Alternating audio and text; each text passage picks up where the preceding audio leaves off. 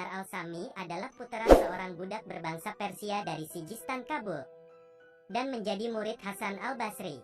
Ia terhitung sebagai ahli hadis sahih dan merawikan hadis dari tokoh-tokoh terpercaya di masa lampau seperti Anas bin Malik dan Ibnu Sirin. Malik bin Dinar adalah seorang kaligrafer Al-Quran yang terkenal. Ia meninggal sekitar tahun 130 Hijriah, 748 Masehi. Ketika Malik dilahirkan, ayahnya adalah seorang budak, tetapi Malik adalah seorang yang merdeka.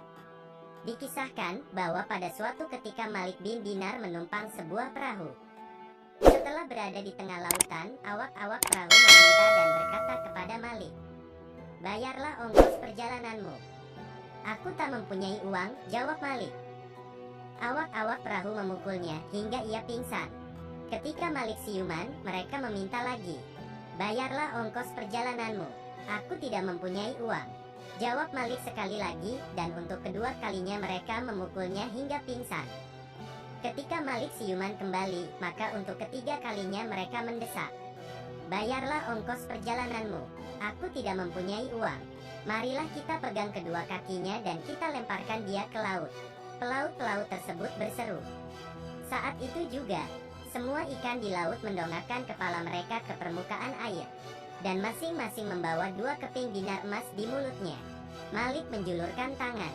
Dari mulut seekor ikan diambilnya 2 dinar, dan uang itu diberikannya kepada awak-awak perahu. Melihat kejadian ini, pelaut-pelaut tersebut segera berlutut. Dengan berjalan di atas air, Malik kemudian meninggalkan perahu tersebut.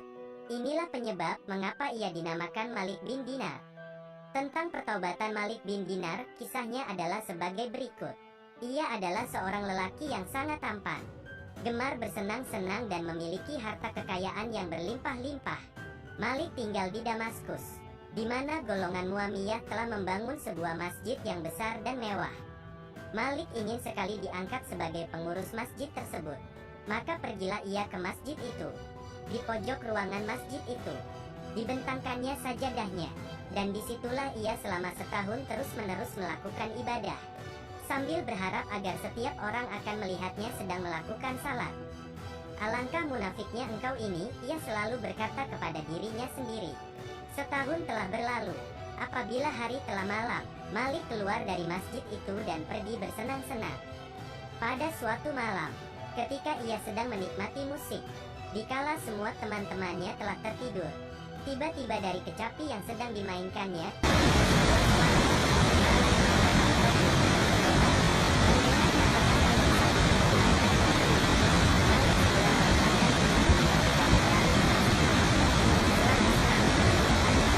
Allah secara munafik, ia berkata kepada dirinya sendiri, "Bukankah lebih baik jika aku menyembah Allah dengan sepenuh hati?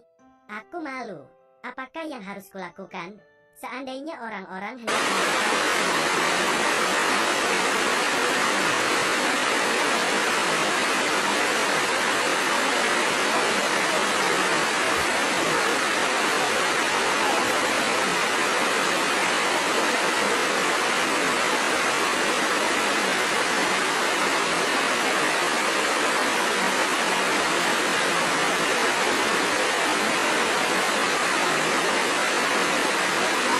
adalah Malik. Segera mereka mendatangi Malik yang ketika itu sedang salat. Dengan sabar mereka menunggu Malik menyelesaikan salatnya. "Kami datang untuk memintamu agar sudi menerima pengangkatan kami ini," mereka berkata. "Ya Allah," seru Malik, "setahun penuh aku menyembahmu secara munafik dan tak seorang pun yang memandang diriku. Kini setelah diberikan jiwaku kepadamu dan bertekad bahwa aku tidak menginginkan pengangkatan atas diriku, engkau menyuruh 20 orang menghadapku untuk mengalungkan tugas tersebut ke leherku. Demi kebesaranmu, aku tidak menginginkan pengangkatan atas diriku ini." Malik berlari meninggalkan masjid itu, kemudian menyibukkan diri beribadah kepada Allah, dan menjalani hidup prihatin serta penuh disiplin. Ia menjadi seorang yang terhormat dan saleh. Ketika seorang hartawan kota Basra meninggal dunia, dan ia meninggalkan seorang putri yang cantik, si putri mendatangi Sabit al-Bunani untuk memohon pertolongan. "Aku ingin menjadi istri Malik," katanya, "sehingga ia dapat menolongku di dalam mematuhi perintah-perintah Allah." Keinginan dari darah ini disampaikan Sabit kepada Malik. Aku telah menjatuhkan talak kepada dunia, jawab Malik. Wanita itu adalah milik dunia yang telah kutalak, karena itu aku tidak dapat menikahinya. Ada seorang pemuda tetangga Malik, tingkah lakunya sangat berandal dan mengganggu ketentraman. Malik sering terganggu oleh tingkah laku si pemuda berandal ini. Namun dengan sabar, ia menunggu agar ada orang lain yang tampil untuk menegur si pemuda tersebut. Tetapi orang-orang justru menghadap Malik dengan keluhan-keluhan mereka terhadap si pemuda. Maka pergilah Malik mendatangi pemuda itu dan meminta agar ia merubah tingkah lakunya. Dengan bandel dan seenaknya si pemuda menjawab, "Aku adalah kesayangan Sultan, dan tidak seorang pun dapat melarang atau mencegahku untuk berbuat seperti yang hatiku. Aku akan mengadu kepada Sultan." Malik mengancam. "Sultan tidak akan mencela diriku," jawab si pemuda.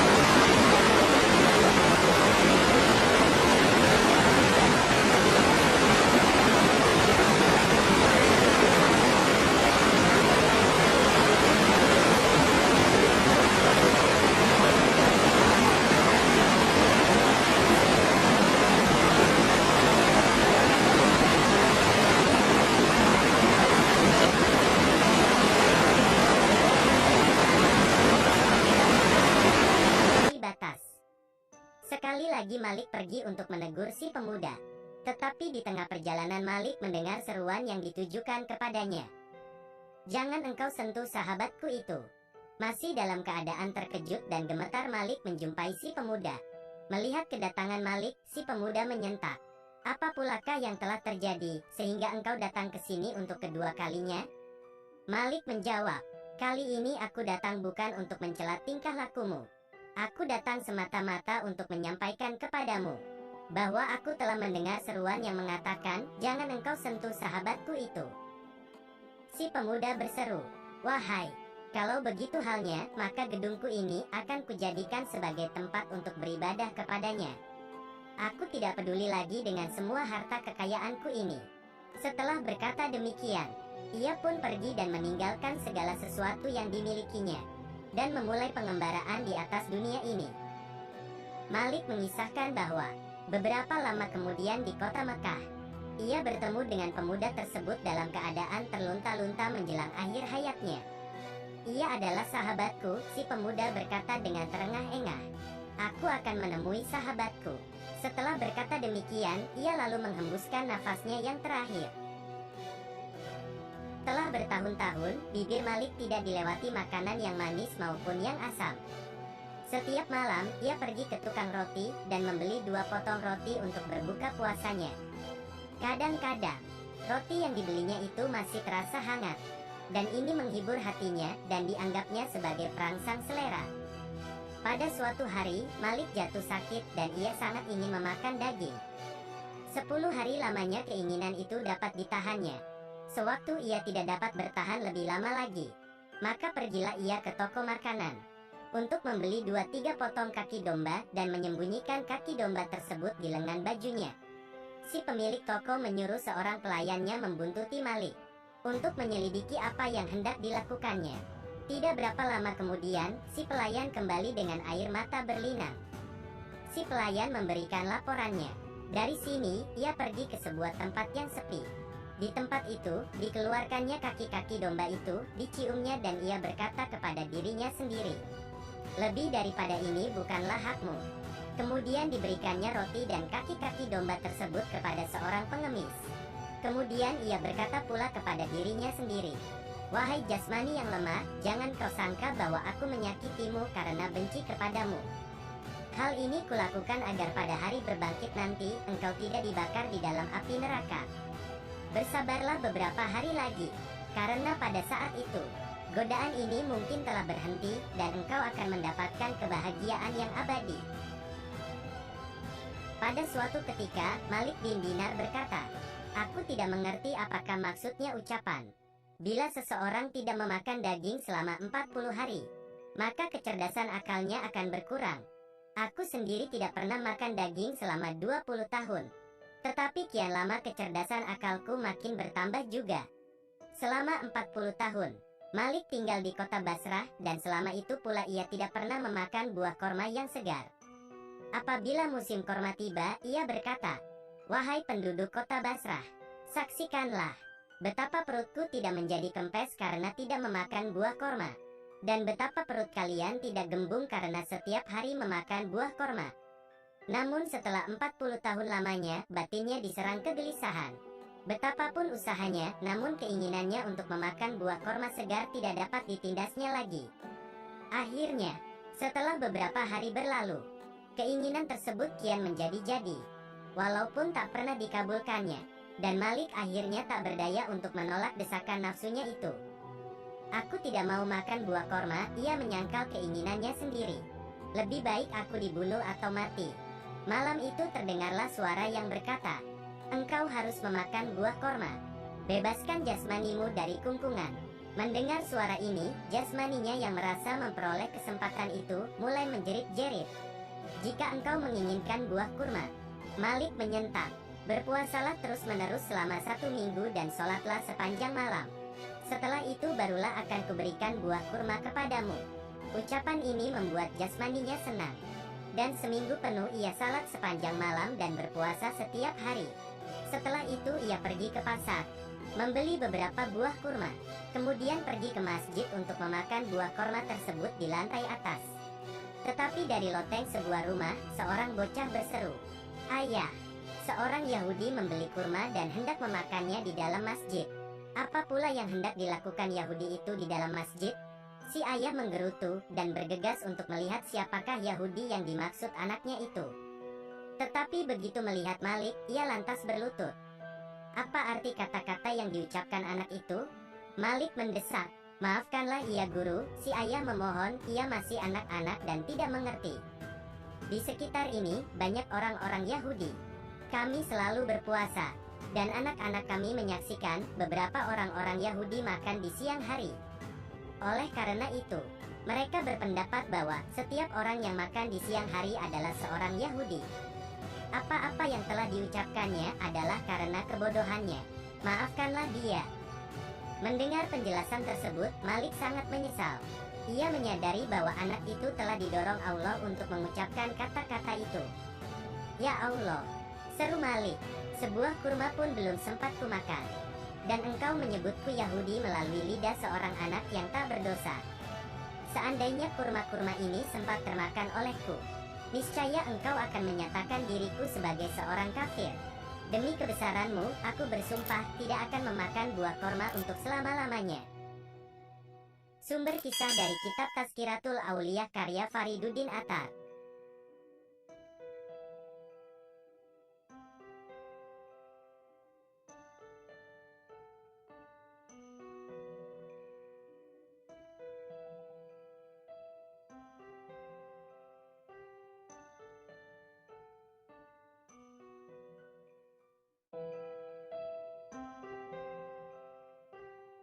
Malik bin Dinar al-Sami adalah putra seorang budak berbangsa Persia dari Sijistan Kabul, dan menjadi murid Hasan al-Basri.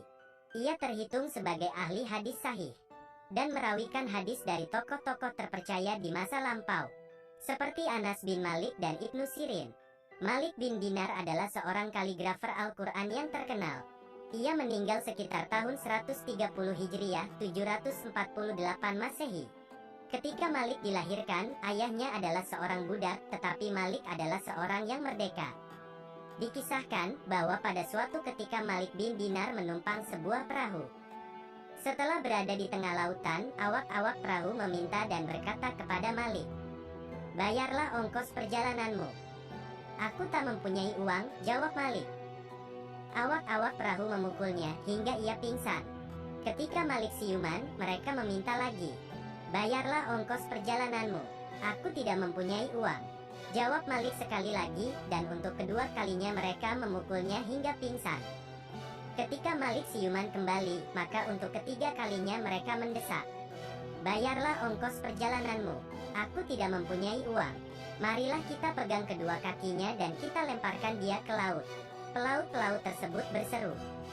Saat itu juga, semua ikan di laut mendongakkan kepala mereka ke permukaan air, dan masing-masing membawa 2 keping dinar emas di mulutnya. Malik menjulurkan tangan.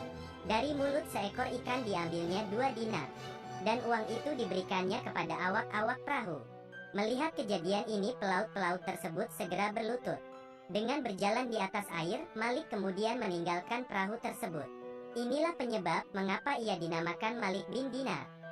Tentang pertaubatan Malik bin Dinar, kisahnya adalah sebagai berikut. Ia adalah seorang lelaki yang sangat tampan, gemar bersenang-senang dan memiliki harta kekayaan yang berlimpah-limpah. Malik tinggal di Damaskus, di mana golongan Muawiyah telah membangun sebuah masjid yang besar dan mewah. Malik ingin sekali diangkat sebagai pengurus masjid tersebut. Maka pergilah ia ke masjid itu. Di pojok ruangan masjid itu dibentangkannya sajadahnya, dan disitulah ia selama setahun terus-menerus melakukan ibadah, sambil berharap agar setiap orang akan melihatnya sedang melakukan salat. Alangkah munafiknya engkau ini, ia selalu berkata kepada dirinya sendiri. Setahun telah berlalu. Apabila hari telah malam, Malik keluar dari masjid itu dan pergi bersenang-senang. Pada suatu malam, ketika ia sedang menikmati musik, dikala semua teman-temannya telah tertidur, tiba-tiba dari kecapi yang sedang dimainkannya terdengar sebuah suara. Malik, kenapa engkau belum juga bertaubat? Mendengar kata-kata yang sangat menggetarkan hati ini, Malik segera melemparkan kecapinya dan berlari ke masjid.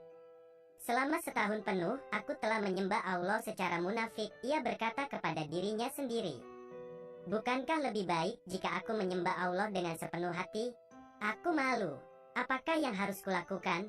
Seandainya orang-orang hendak mengangkatku sebagai pengurus masjid, aku tidak akan mau menerimanya. Ia bertekad dan berkhusyuk kepada Allah. Pada malam itulah untuk pertama kalinya ia salat dengan penuh keikhlasan. Keesokan harinya, seperti biasa, orang-orang berkumpul di depan masjid. Lihatlah, dinding masjid telah retak-retak, mereka berseru. Kita harus mengangkat seorang pengawas untuk memperbaiki masjid ini. Maka mereka bersepakat bahwa yang paling tepat menjadi pengawas masjid itu adalah Malik. Segera mereka mendatangi Malik yang ketika itu sedang salat. Dengan sabar mereka menunggu Malik menyelesaikan salatnya. Kami datang untuk memintamu agar sudi menerima pengangkatan kami ini, mereka berkata. Ya Allah, seru Malik, setahun penuh aku menyembahmu secara munafik dan tak seorang pun yang memandang diriku. Kini setelah diberikan jiwaku kepadamu, dan bertekad bahwa aku tidak menginginkan pengangkatan atas diriku, engkau menyuruh 20 orang menghadapku untuk mengalungkan tugas tersebut ke leherku. Demi kebesaranmu, aku tidak menginginkan pengangkatan atas diriku ini. Malik berlari meninggalkan masjid itu, kemudian menyibukkan diri beribadah kepada Allah, dan menjalani hidup prihatin serta penuh disiplin. Ia menjadi seorang yang terhormat dan saleh. Ketika seorang hartawan kota Basrah meninggal dunia, dan ia meninggalkan seorang putri yang cantik, si putri mendatangi Sabit al-Bunani untuk memohon pertolongan. Aku ingin menjadi istri Malik, katanya, sehingga ia dapat menolongku di dalam mematuhi perintah-perintah Allah. Keinginan dari darah ini disampaikan Sabit kepada Malik. Aku telah menjatuhkan talak kepada dunia, jawab Malik. Wanita itu adalah milik dunia yang telah kutalak, karena itu aku tidak dapat menikahinya. Ada seorang pemuda tetangga Malik, tingkah lakunya sangat berandal dan mengganggu ketentraman. Malik sering terganggu oleh tingkah laku si pemuda berandal ini. Namun dengan sabar, ia menunggu agar ada orang lain yang tampil untuk menegur si pemuda tersebut. Tetapi orang-orang justru menghadap Malik dengan keluhan-keluhan mereka terhadap si pemuda. Maka pergilah Malik mendatangi pemuda itu dan meminta agar ia merubah tingkah lakunya. Dengan bandel dan seenaknya si pemuda menjawab, aku adalah kesayangan Sultan, dan tidak seorang pun dapat melarang atau mencegahku untuk berbuat sekehendak hatiku. Aku akan mengadu kepada Sultan, Malik mengancam. Sultan tidak akan mencela diriku, jawab si pemuda. Apapun yang kulakukan, Sultan akan menyukainya. Baiklah, jika Sultan tidak dapat berbuat apa-apa, Malik meneruskan ancamannya. Aku akan mengadu kepada Yang Maha Pengasih, sambil menunjuk ke atas. Allah, jawab si pemuda. Ia terlampau pengasih untuk menghukum diriku ini. Jawaban ini membuat Malik bungkam, tak dapat mengatakan apa-apa. Si pemuda ditinggalkannya. Beberapa hari berlalu dan tingkah si pemuda benar-benar telah melampaui batas. Sekali lagi Malik pergi untuk menegur si pemuda. Tetapi di tengah perjalanan Malik mendengar seruan yang ditujukan kepadanya. Jangan engkau sentuh sahabatku itu." Masih dalam keadaan terkejut dan gemetar, Malik menjumpai si pemuda. Melihat kedatangan Malik, si pemuda menyentak. "Apa pulakah yang telah terjadi, sehingga engkau datang ke sini untuk kedua kalinya?" Malik menjawab, "Kali ini aku datang bukan untuk mencela tingkah lakumu. Aku datang semata-mata untuk menyampaikan kepadamu bahwa aku telah mendengar seruan yang mengatakan, 'Jangan engkau sentuh sahabatku itu.'" Si pemuda berseru, "Wahai, kalau begitu halnya, maka gedungku ini akan kujadikan sebagai tempat untuk beribadah kepadanya. Aku tidak peduli lagi dengan semua harta kekayaanku ini." Setelah berkata demikian, ia pun pergi dan meninggalkan segala sesuatu yang dimilikinya, dan memulai pengembaraan di atas dunia ini.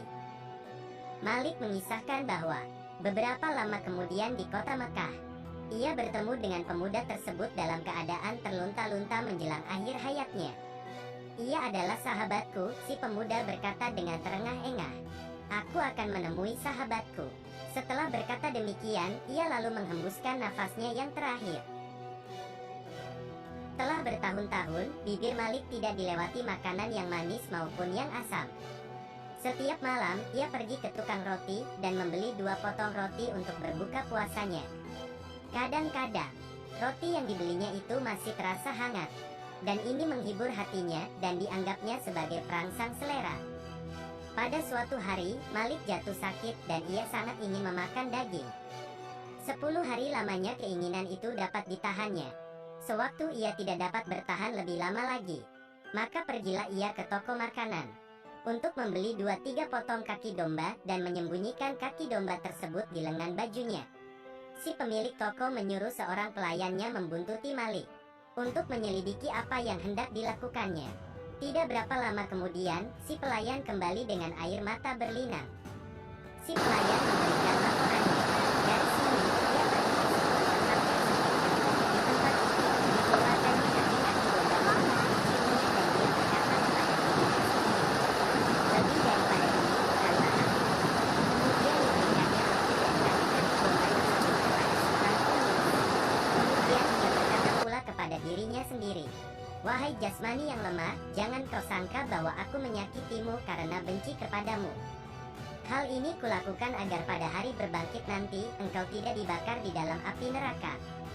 Bersabarlah beberapa hari lagi, karena pada saat itu, godaan ini mungkin telah berhenti, dan engkau akan mendapatkan kebahagiaan yang abadi."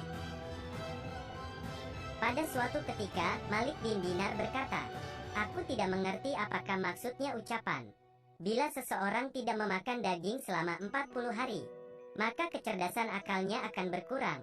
Aku sendiri tidak pernah makan daging selama 20 tahun. Tetapi kian lama kecerdasan akalku makin bertambah juga." Selama 40 tahun, Malik tinggal di kota Basrah dan selama itu pula ia tidak pernah memakan buah korma yang segar. Apabila musim korma tiba, ia berkata, "Wahai penduduk kota Basrah, saksikanlah betapa perutku tidak menjadi kempes karena tidak memakan buah korma, dan betapa perut kalian tidak gembung karena setiap hari memakan buah korma." Namun setelah 40 tahun lamanya, batinnya diserang kegelisahan. Betapapun usahanya, namun keinginannya untuk memakan buah korma segar tidak dapat ditindasnya lagi. Akhirnya, setelah beberapa hari berlalu, keinginan tersebut kian menjadi-jadi, walaupun tak pernah dikabulkannya, dan Malik akhirnya tak berdaya untuk menolak desakan nafsunya itu. "Aku tidak mau makan buah korma," ia menyangkal keinginannya sendiri. "Lebih baik aku dibunuh atau mati." Malam itu terdengarlah suara yang berkata, "Engkau harus memakan buah korma. Bebaskan jasmanimu dari kungkungan." Mendengar suara ini, jasmaninya yang merasa memperoleh kesempatan itu, mulai menjerit-jerit. "Jika engkau menginginkan buah kurma," Malik menyentak, "berpuasalah terus-menerus selama 1 minggu dan sholatlah sepanjang malam. Setelah itu barulah akan kuberikan buah kurma kepadamu." Ucapan ini membuat jasmaninya senang. Dan seminggu penuh ia salat sepanjang malam dan berpuasa setiap hari.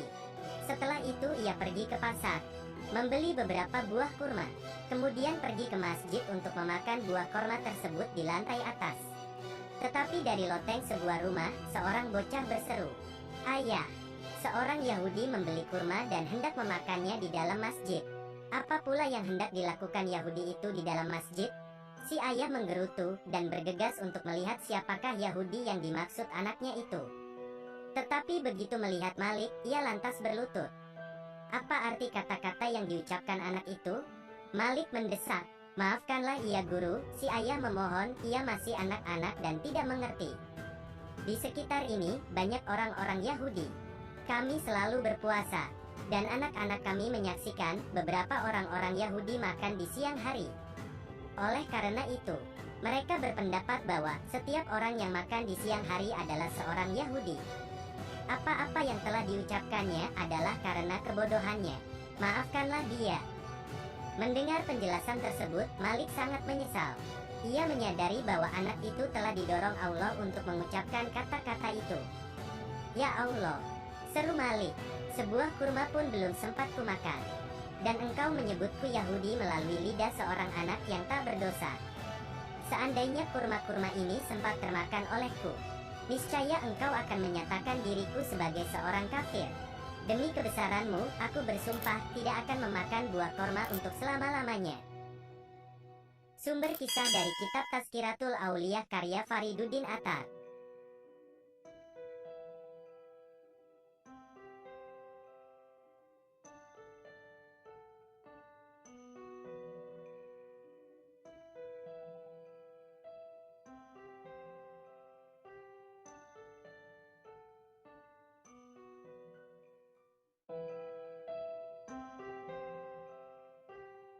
Malik bin Dinar al-Sami adalah putra seorang budak berbangsa Persia dari Sijistan Kabul dan menjadi murid Hasan al-Basri. Ia terhitung sebagai ahli hadis sahih dan merawikan hadis dari tokoh-tokoh terpercaya di masa lampau seperti Anas bin Malik dan Ibnu Sirin. Malik bin Dinar adalah seorang kaligrafer Al-Quran yang terkenal. Ia meninggal sekitar tahun 130 Hijriah 748 Masehi. Ketika Malik dilahirkan, ayahnya adalah seorang